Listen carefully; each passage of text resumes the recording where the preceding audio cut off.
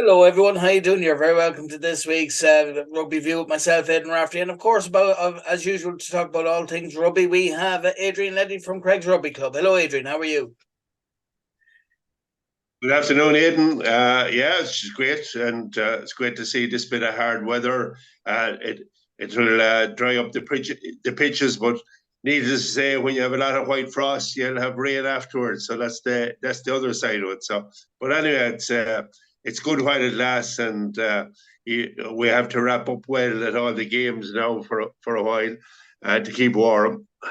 And of course, for the players, it means hard pitches, which is which is hard on the bodies as well on match days. Yeah, well, Yeah, yeah, we have no problems like that yet. But I suppose if the temperatures do drop on a continual basis, yeah, that will be the next issue. And it's also an issue with the 4G pitch when you have frost as well. It freezes up, so it means that the 4G pitch in Craigs will be out of action as well if you have heavy frost, and particularly on our stand side where the sun doesn't get hot, it doesn't thaw out, and that can lead to a problem in on that particular pitch.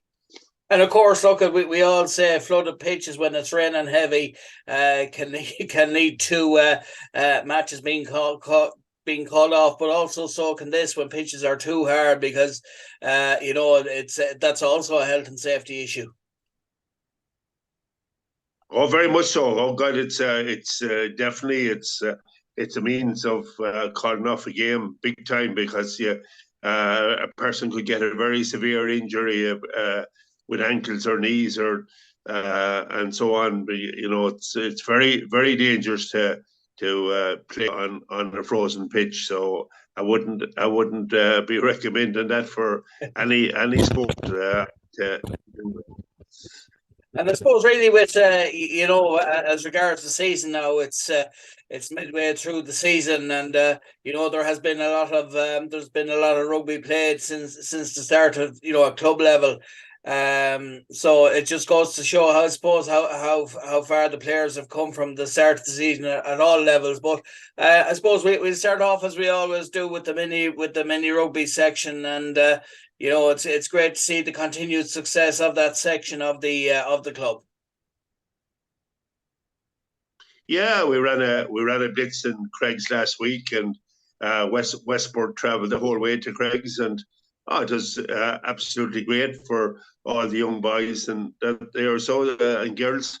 It's great on a Saturday morning to have teams like the Westport had to be on the road early to be in Craigs for the morning kickoff in Craigs. So it's great. And this weekend, Craig's attend Blitz in Monterey. So, it's all go with the particular blitzes at this time of the year as well. And it's lovely to see everybody gets a run out in these blitzes as well because there's a number of games at all age groups. And the important thing is, even if you have big numbers, they still all get a run out. Say it, and I suppose the testament we mentioned, I think it was last week or the week before. You were saying like 300-400 kids, all looking to get a game, but there's a great spirit in that because obviously it's kind of hard to give out all kids games, but when it's worked right and it seems to have been done expertly, everyone got a game in the end, and that's what it's all about. And for those that maybe sometimes don't always get it, they know they'll get a game the next day, and that's really huge for the progression of rugby in Ireland, isn't it? Not just locally but nationally as well. Yeah, well, the important thing there is when you have the numbers, you need to have the coaches and the parents. You need to have plenty of supervision well and on and off the pitch. So it's just important that everybody there gives a hand out when you're dealing with that type of numbers. And we're delighted in Craig's that we are getting great support from the parents.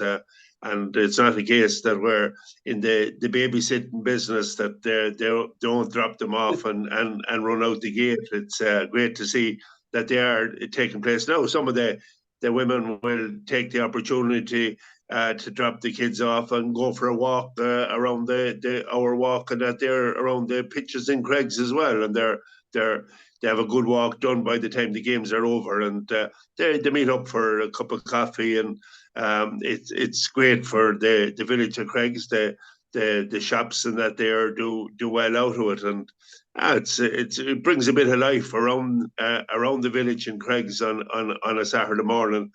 And again, like not our girls are continuing to play at different age levels, and our under 12s are going to a blitz in Galway Bay, which is played out in Knocknacarra with on Saturday, this Saturday morning as well, or Saturday. So it's great to have that type of blitzes for both boys and girls, and coaches and parents prepared to travel to these venues.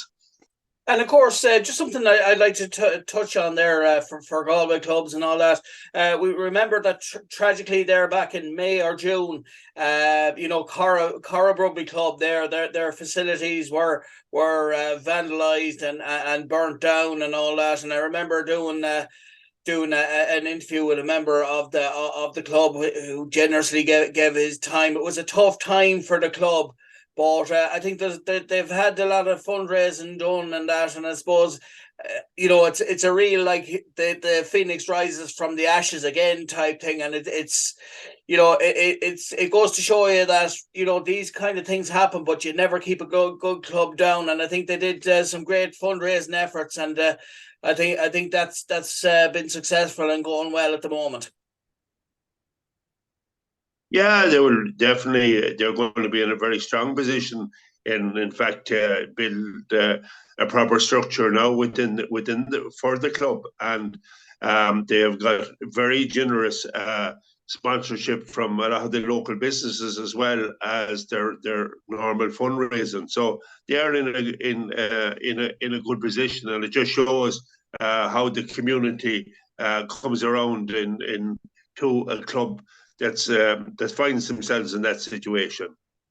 And I suppose for Craig's, I know the Craig's haven't been in that situation, but look, we've documented loads of times on the growth of the club, as in the facilities from the one pitch years and years ago to where they are now with 4 or 5 pitches. The continual development, the new the continuing development of the new building and things like that. It's amazing, and it's fantastic to see the enthusiasm from all aspects of the club. I mean, from the sponsors to I suppose the volunteers, the people that make the tea, the players parents, the supporters. I suppose it's it's a give and take, really, isn't it? Like, the club gives the community something, and the community give it back to the club, because there's a lot of different things, like you said. There's fundraisers and lotto things and different things, like you were saying, that was going on during the World Cup, and it's just amazing to see what goes on in the club, and I suppose that feeds into what can happen. That goes to the success of the club, shows what can happen when there is that sort of enthusiasm put into the club.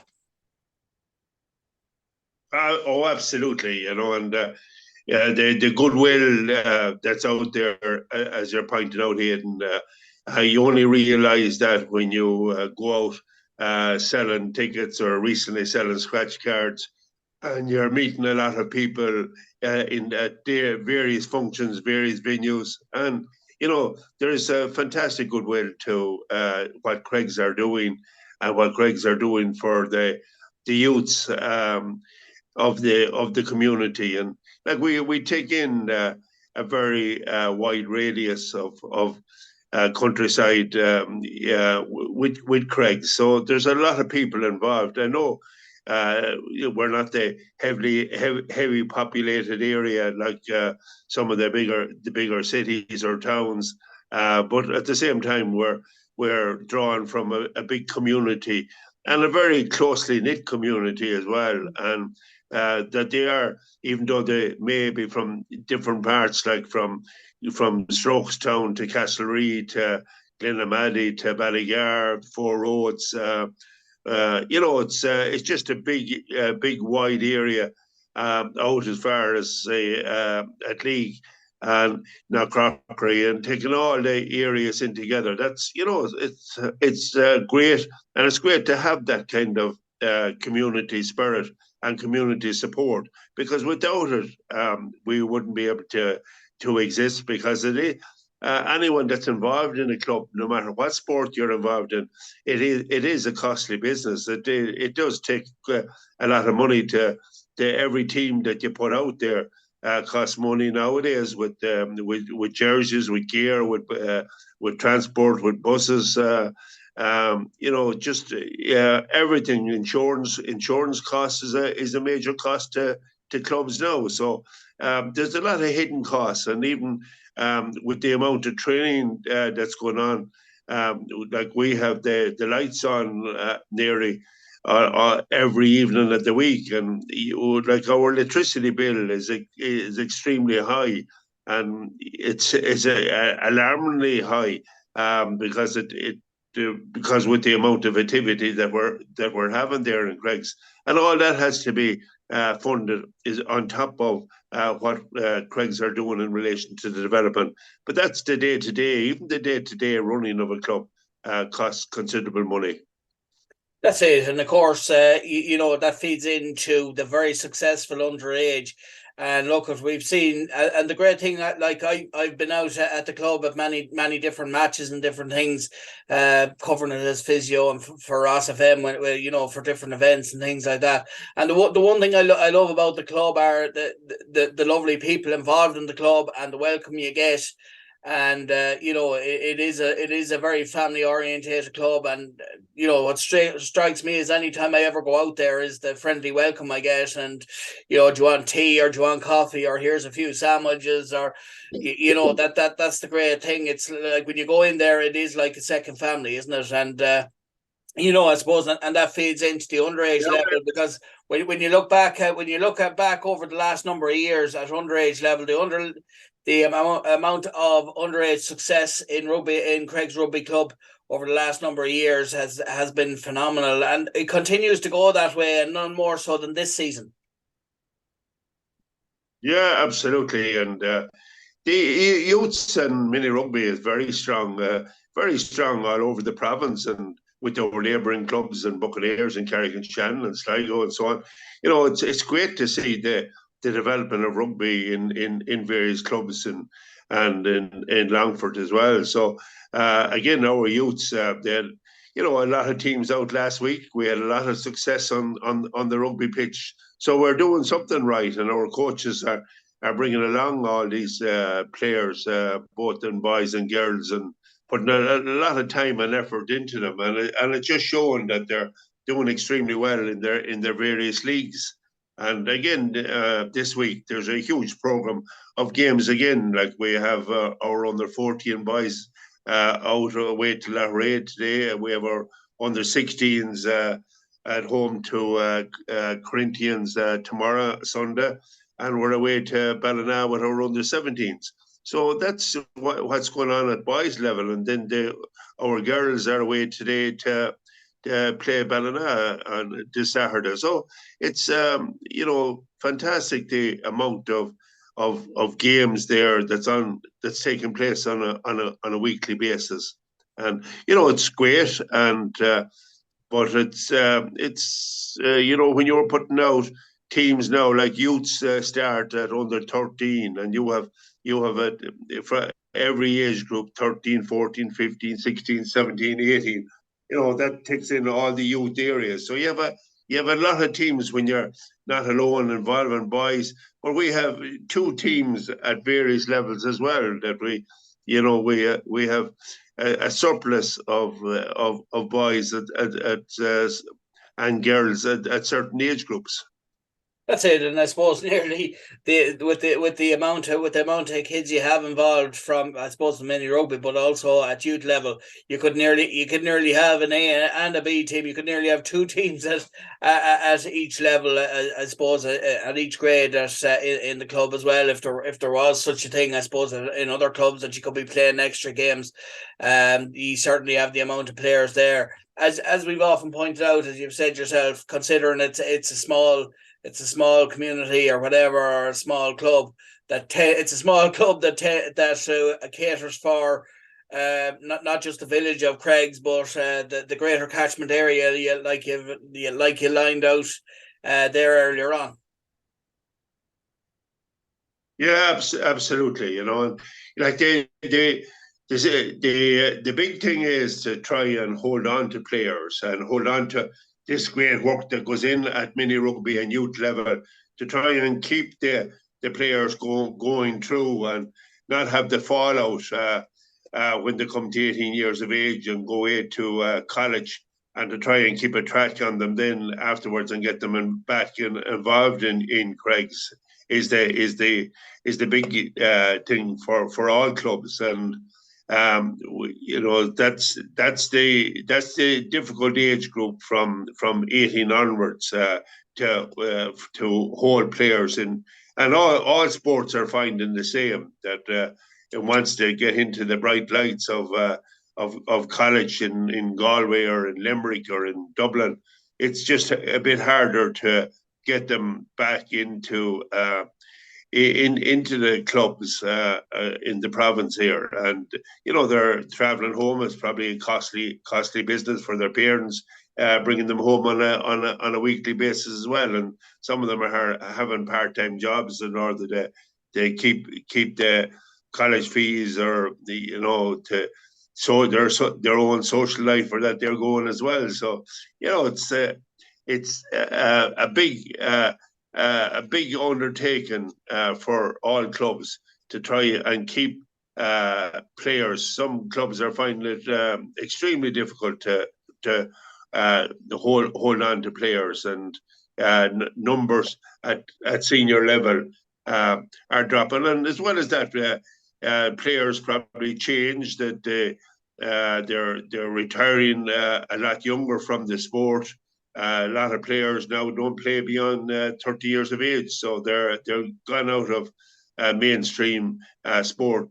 Before, you had players playing in the 30s and 40s and that there, and they were a great backup for experience for second teams and so on within the club as well, and for work within the club on committees and helping out at youth and other levels within the club. But I'm glad to say that a lot of our first and second team players are given time to our youth teams and mini rugby and so on as well. So that is great to see that they're giving something back at this early stage of their life to the game. And it's great to see as well. Now that brings us nicely on to the first and second team, and maybe games that went on last week that they were playing last weekend, and games that they have this weekend. Yeah. As I said, our ladies, women had no game. Senior women had no game last weekend, but this weekend they play Westport at 6 o'clock this evening, Saturday, and hopefully that game will go ahead and that the weather won't have any effect on it. And last weekend, our first and seconds had very good outings. Our first were away to University of Galway. We had a very good win, 38-7 in the league. That was a very important victory for us, coming after the loss against Connemara. We had to get back on the horse again, and the college put it up to the Craigs. The scoreline might seem convincing, but the actual game was a lot closer than the scoreline would show. Like that, college put Craigs under a lot of pressure for certain parts of the game. So, but it was good to come away from Dangan with a win last Sunday. So our second side was out last Saturday evening against Our Ladies Boys Club from Galway in Craigs, and they had a very convincing win, 53-12. So again, a lot of players there that some of them would have played on the first team earlier this season when some of our other when players were slower to come back. They were involved in other sports, and it's great now that were able to put out a very strong second side, and going well, and that's two great wins now after one another, and let's hope we can keep that momentum going for our second side, who will take on Carrick in 2 weeks' time on the 10th of December, Sunday the 10th of December, down in Carrick, and that will be the local derby. It will be a great game. Carrick Shannon is going very well themselves at that level, and there's no game for Craigs this weekend, either first or second. So the following weekend they will be out. The first team will have Tuam, and as I said, the second team will be playing Carrick. So that's the situation with our first and second side. That's brilliant. And now to move on to the next level, and that is, I suppose, the clubs from the West that are involved in the AIL. And I suppose, look, we say one kind of case will be Monavea Rugby Club, in that, I suppose for the last number of months, maybe they might have been without a couple of the players because they were involved, obviously, in the intermediate football championship. Obviously, Castlereagh St. Kevin's defeated them there last weekend. So I suppose Monavea will have those players back now as well. So they'll be a stronger outfit as well now when it comes to the AIL. But just to give us a general overview of all the Connacht teams in the AIL, including Buccaneers and all the teams that we normally talk about every week.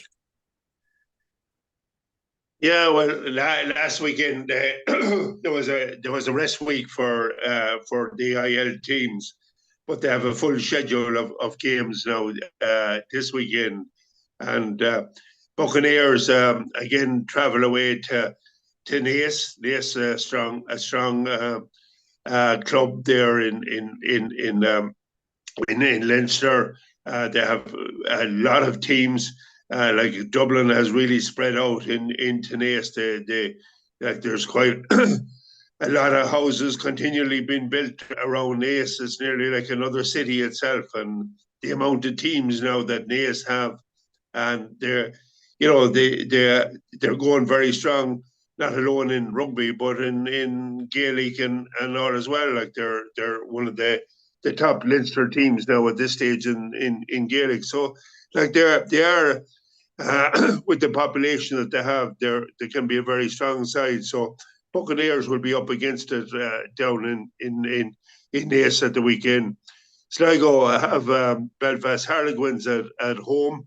That's a good home tie for Sligo. Sligo has been going very well in DIL so far this season, and both Buccaneers and Sligo, their second sides are performing extremely well as well. So like both sides doing well in their respective leagues, and Corinthians, another side that's doing exceptionally well. They're one of the top teams in their division this year in the AIL, and they're away to Dungannon. So that'll be a tough game for Corinthians, while Ballina are struggling in the IL. Ballina are finding it very hard and trail the bottom of the division at the moment in the league. So let's hope they can get a few wins under their belt. They're away down to Limerick, down to Bruff this weekend. So when you travel down to Limerick and Bruff, a good country club as well, I know it very well. Good people there, but I tell you, they're hard beaten on home territory. And Galwegians take on the newcomers into the division this year. They won Everton in junior status last year. Won and got promoted from junior status to senior status and in the IL. but they're sweeping the board so far in the division. So this will be a good tester to see what Clare Valley is like against Galwegians. So and Galwegians have them at home. So in Craig's we played Clare Valley last season in the All Ireland Cup. We realised that they were a club that was going to go far, and we're delighted to see that they're and it's great for junior rugby to see that a side can go up into the IL and perform at the highest level there. So we just have to see how that goes on today against with Galwegians and themselves. And Carrick-on-Shannon played in the Connacht Junior. They're in the same division as our seconds. They had an absolutely cracker of a game against Tuam. Score changed hands a number of times, and they lost out by 1 point away to Tuam at the weekend. It was one hell of a game, and needless to say, when Craig's visit Carrick on Sunday week on the 10th of December, Craig's will get nothing soft down in Carrick-on-Shannon. So that will be another good game. Let's hope in Carrick. And I suppose they're another club that are building on their progression in the building of their new facilities. How's that going for Carrick Rugby Club? Yeah, they're having some minor difficulties in getting up and running with the building. For there's a local planning objection and that against them, and that's proven extremely difficult at this stage for them to progress. And it's unfortunate that something like this with a club that are doing a lot of good work within the community, that somebody has to object to the traffic around the pitches and so on. So let's hope that they'll get through through the planning objection on that. I think it is gone at this stage to on board Penana. That's it, and I suppose that takes us on now to finally Connacht Rugby. I suppose the first, and of course the underage. But I think at the weekend it wasn't the result maybe that Connacht wanted. They went down at the weekend. Yeah, they had two away games in South Africa.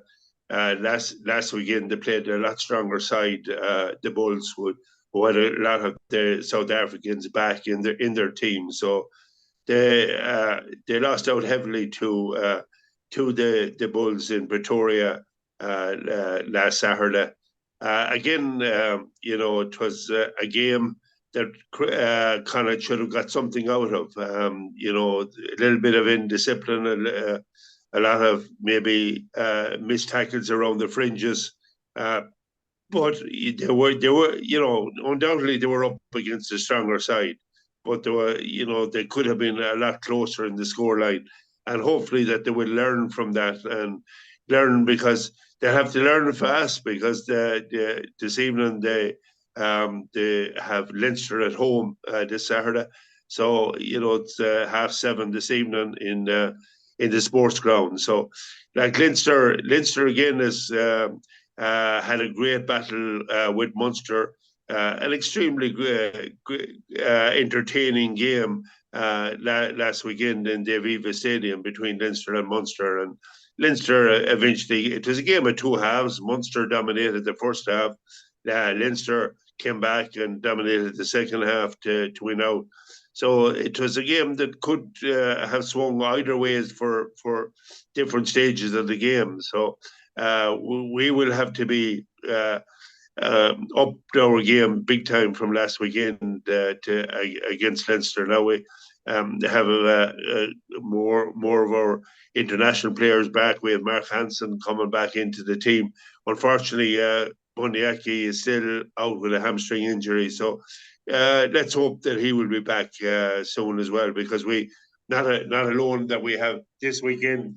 The games are going to be coming hard and fast in the next couple of weeks, because we're into after this game against Leinster, we're back into the European Cup competitions, and we will have the against Bordeaux the following week in the sports ground, and then we travel away. So we have two games in the European Cup this side of Christmas. So that's the URC will be for the next number of weeks. The URC will be put on hold, and then over the Christmas period, we will have Munster on New Year's Day in the sports ground. So, having the home ties, the home interprovincials do draw big crowds, and there's some excitement around these occasions. So there'll be a lot of excitement in the sports ground this evening. And I suppose from an Irish point of view, it was lovely to see Bundy Aki and Peter O'Mahony on the Late Toy Show as well. They made it a huge night for one young man on that.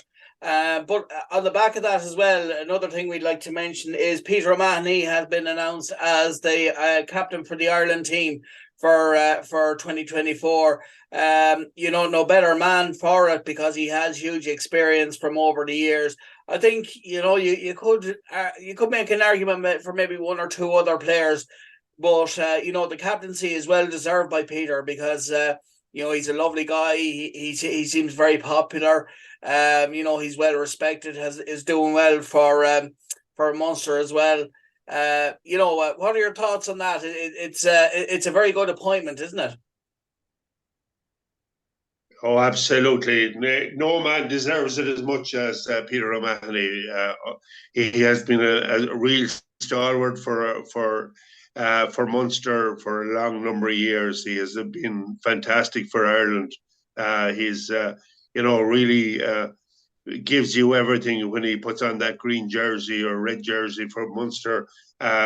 He's a fantastic leader. He leads from the front, and it is a great choice by the management to appoint Peter O'Mahony as captain of the Irish side. And I wish him well. He's out injured at the moment, but let's hope that he will be. Let's hope he will be back soon. He has given up in view of this, he has given up the captaincy of Munster, so to take on the captaincy of Ireland. So, yeah, that's great, and great to see, and it's good for Irish rugby. That's it. Well, listen, thanks very much for taking the time out to do Rugby View with us, Adrian, and we look forward to talking to you again next week. Thank you very much, Aidan. No problem. Thanks very much. And that was Adrian Leddy from Craig's Rugby Club, and myself talking about all things rugby.